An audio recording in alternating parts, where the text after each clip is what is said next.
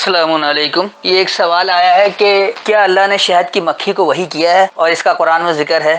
اسی طرح موسیٰ کی ماں پر اور عیسیٰ کے حواریوں پر بھی وحی کیا، تو وہی صرف نبی پر نہیں ہوتی ہے؟ اور خاص طور پر چلو وہ تو پھر بھی انسان ہے، لیکن شہد کی مکھی کی وحی کا ذکر قرآن میں کیوں کیا گیا اور کسی کا کیوں نہیں کیا گیا؟ تو آئیے اس بات کو آج قرآن سے سمجھتے ہیں۔ اس وقت میرے پاس حافظ نظر احمد والا ترجمہ ہے، پہلے میں ان کا ترجمہ بتا دوں گا، پھر جو میری فہم اس سے سمجھاؤں گا، اور آخر میں اس کی وضاحت بھی کر دوں گا کہ آج کے دور میں کس طرح یہ قابل ہدایت آیت ہے، اس سے کس طرح عمل کیا جا سکتا ہے۔ تو اس وقت میرے پاس حافظ نظر احمد والا ترجمہ ہے، پہلے ان کا ترجمہ بتا دوں گا، پھر جو میری فہم اسے سمجھاؤں گا۔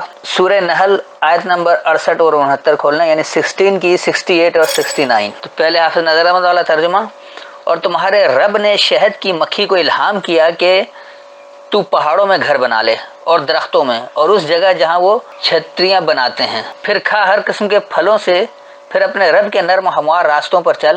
ان کے پیٹوں سے پینے کی ایک چیز نکلتی ہے، شہد، اس کے رنگ مختلف ہیں، اس میں لوگوں کے لیے شفا ہے، بے شک اس میں ان لوگوں کے لیے نشانی ہے جو سوچتے ہیں۔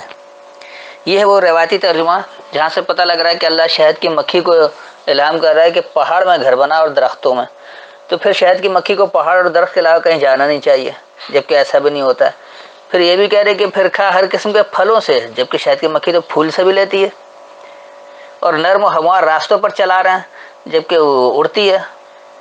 تو یہ کتنا تضاد آ رہا ہے، کیا کچھ ہے، کیا یہ واقعی کوئی حقیقت سے اس کا کوئی تعلق ہے؟ نہیں، کسی طرح یہ قابل ہدایت لگ رہا ہے۔ اللہ اس کو ہدی للناس کہہ رہا ہے، قرآن کو لوگوں کی ہدایت کے لیے کتاب ہے۔ ان آیتوں میں کیا ہدایت مل رہی ہے؟ اور یہ بات بھی مشاہدے طور پر غلط ثابت ہوتی ہے۔ اگر کسی بچے کو بھی کہا جائے کہ وہ شہد کی مکھی چلتی ہے تو بولے اڑتی ہے، دماغ خراب ہو گیا تمہارا۔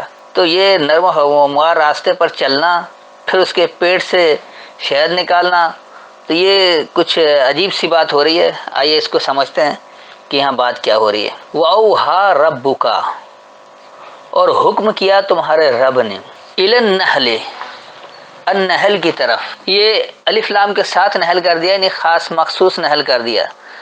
نحل جو وہ شہد کی مکھی کو نہیں کہا جاتا ہے۔ نحل کا بنیادی مطلب ہے جو کسی دوسرے کے غم میں دبلا ہو رہا ہو، یا وہ لوگ جو بلا معاوضہ لوگوں کو دیتے ہیں۔ مثال کے طور پر کوئی قومی رہنما ہوتا ہے جو قوم کو بحران سے نکالنا چاہتا ہے، اس کے غم میں دبلا ہو رہا ہے، اپنا خرچ کر رہا ہے، اپنا سب کچھ کر رہا ہے، وہ مال بٹور نہیں رہا ہے، تو ایسے رہنما کو بھی نحل کہا جائے گا۔ اس کی مثال آپ چینی رہنما سے لے سکتے ہیں کہ چین کس طرح ایک سست قوم تھی اور کیسے باہر نکلی۔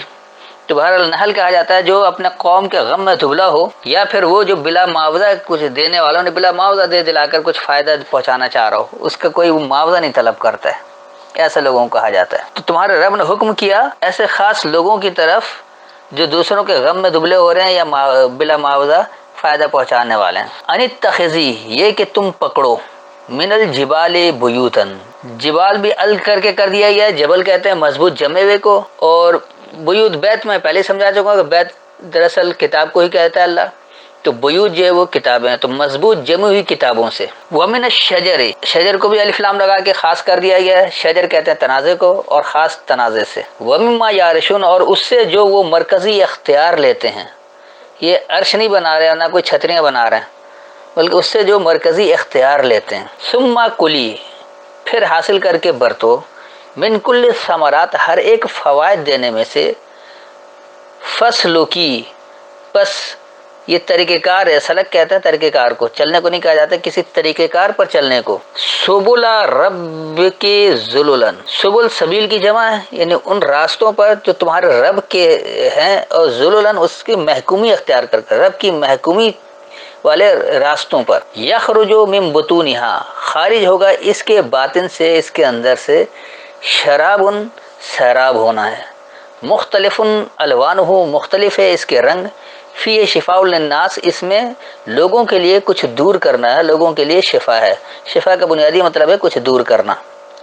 ان فی ذالک، بے شک اسی میں، لآیات، ضرور نشانی ہے، لقوم یتفکرون، فکر کرنے والی قوم کے لیے۔ میں ایک بار اس کا رواں ترجمہ بتا دیتا ہوں، پھر اس کے بعد اس کو سمجھاتا ہوں۔ اور تمہارے رب نے حکم کیا، نحل یعنی دوسروں کے غم میں دبلا ہونے والے یا بلا معاوضہ دینے والے کی طرف، یہ کہ تم پکڑو مضبوط جمی ہوئی کتابوں سے اور خاص تنازع سے، اور اس سے جو انہیں مرکزی اختیار دیا گیا ہے، پھر حاصل کر کے برتو جو تمہیں فائدہ دینے میں سے ہے، پس تم اپنے رب کی محکومی والے راستوں پر چل پڑو، اس کے باطن میں سے ہی سیراب ہونا خارج ہوگا، اس کے رنگ مختلف ہیں، اس میں لوگوں کے لیے شفا یعنی کچھ دور کرنا ہے، بے شک اسی میں فکر کرنے والی قوم کے لیے ضرور نشانی ہے۔ یہ تو تھا اس کا رواں ترجمہ۔ اب دیکھیے کہ یہ آیت آج کس طرح قابل عمل ہے اور کیسے ہدایت دے رہی ہے۔ سب سے پہلی بات تو یہ نکال دیں کہ اللہ شہد کی مکھی کی طرف حکم دے رہا ہے۔ اگر اللہ کو شہد کی مکھی کا بتانا ہوتا تو اور مکھیوں کے بارے میں بھی بتاتا ہے، مچھر کے بارے میں بتاتا ہے، کسی اور کے بارے میں بتاتا۔ صرف شہد کی مکھی کے بتانے کا کیا مقصد ہے؟ اس سے قطعی ہدایت کا کوئی تعلق نہیں ہے۔ تو الف لام لگا کے کر دیا کہ نہیں، خاص نہ، اگر یہ کسی شہد کی مکھی کی بات ہوتی کسی ایک مکھی پر پھر اللہ نے وہی کیا ہوگا، سب مکھی پر تو نہیں ہو سکتا۔ تو یہ ہے ہی نہیں، بلکہ یہ ہر اس شخص کے لیے ہے جو قوم کے غم میں دبلا ہو رہا ہو، ہر اس شخص کے لیے جو بلا معاوضہ لوگوں کو فائدہ پہنچا رہا ہو۔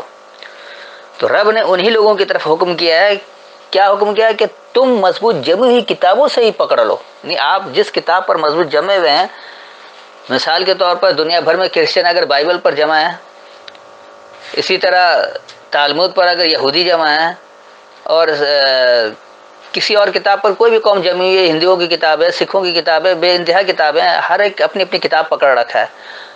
تو جو بھی جس کتاب پر جمع ہوا ہو، اس جو مضبوط جمی ہوئی کتابوں میں سے پکڑو، اور اس سے کیا پکڑنا ہے کہ ان میں سے جو تنازع ہے اور اس سے جو مرکزی اختیار لے رہے ہو، ان تنازع کو اس کو ہٹا کر، یعنی اس سے جو آپ مضبوط جمی کتابوں سے ایک اچھا عمل لے لیں گے اور اس سے جو مرکزی اختیار پکڑیں گے، اس کے تنازع سے بھی آپ کو دیکھنا پڑے گا کہ کیا کچھ ہے۔ اس کے بعد ہوگا کیا کہ ثم کلی من کل ثمرات، اللہ کہہ رہا ہے پھر اس سے حاصل کر کے برتو ہر ایک فوائد میں سے۔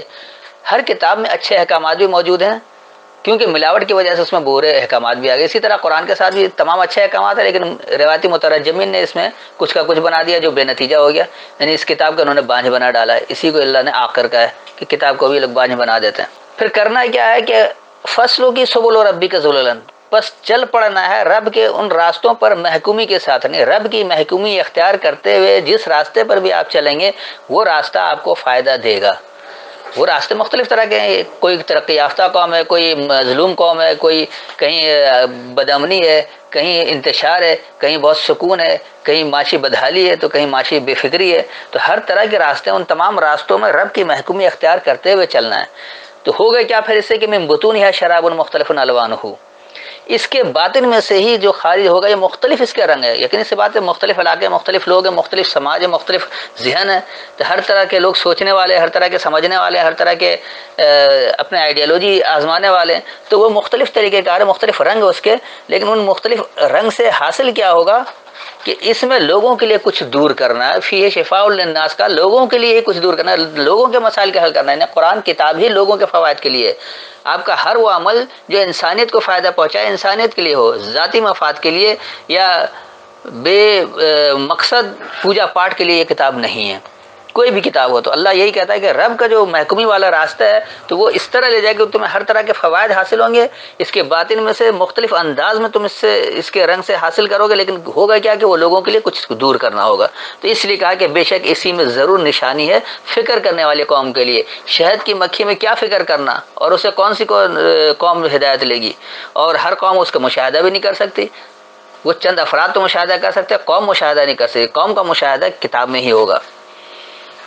تو اس بات کو اچھی طرح ذہن نشین کر لیں کہ کسی شہد کی مکھی کی طرف کوئی وحی نہیں کی گئی ہے، وہی لوگوں کی طرف ہے۔ وہ لوگ جو اپنے قوم کے غم میں دبلے ہو رہے ہیں، وہ لوگ جو بلا معاوضہ کچھ کرنا چاہ رہے ہوں، تو ان کو کہا گیا ہے کہ جو بھی معاشرے میں جمی ہوئی مضبوط کتابیں ہیں اور جو خاص تنازعات ہیں، اس سے جو بھی تمہیں مرکزی اختیار حاصل ہو رہا ہو، اس اختیار کو لے لو اور پھر اس سے حاصل کر کے برتو اس طرح سے کہ اس کے تمام فوائد حاصل ہو جائیں، اور ان راستوں پر چلو جو رب کی محکومی اختیار کر کے تمہیں فائدے کی طرف لے کر جا رہا ہو۔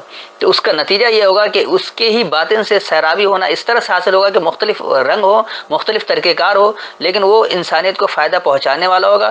اور اسی لیے کہا گیا کہ اسی میں خاص طور پر نشانی ہے ہر اس قوم کے لیے جو فکر کرتی ہے۔ فکر تدبر ضروری ہے، جب آپ فکر کریں گے، سوچیں گے، سمجھیں گے، تدبر کریں گے، بات سمجھیں گے، اس پر عمل کریں گے، پھر نتیجہ ملے گا۔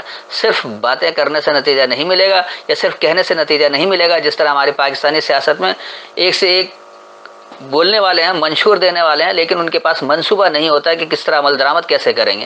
تو صرف باتیں کرنا بڑا آسان ہے، لیکن عمل کر کے دکھانا بڑا مشکل کام ہے۔ تو اللہ عمل کرنے کی بات کرتا ہے کہ آپ عمل کریں، پھر آپ کو نتائج ملے گا۔ اگر آپ عمل نہیں کریں گے تو ہرگز نتیجہ نہیں ملے گا۔ عمل کے مختلف انداز ہیں، مختلف طریقہ کار ہیں، مختلف رنگ ہے، آپ کسی طرح بھی کریں، لیکن وہ رب کی محکومی والا ہونا چاہیے۔ تو امید ہے وضاحت ہو گئی ہوگی کہ کسی شہد کی طرف کہ شہد کی مکھی کی طرف کوئی وحی نہیں کی گئی ہے، بلکہ وہی انسانوں ہی کے لیے ہے۔ پھر بھی کوئی سوال رہ گیا ہو تو بعد میں کر سکتے ہیں۔ السلام علیکم۔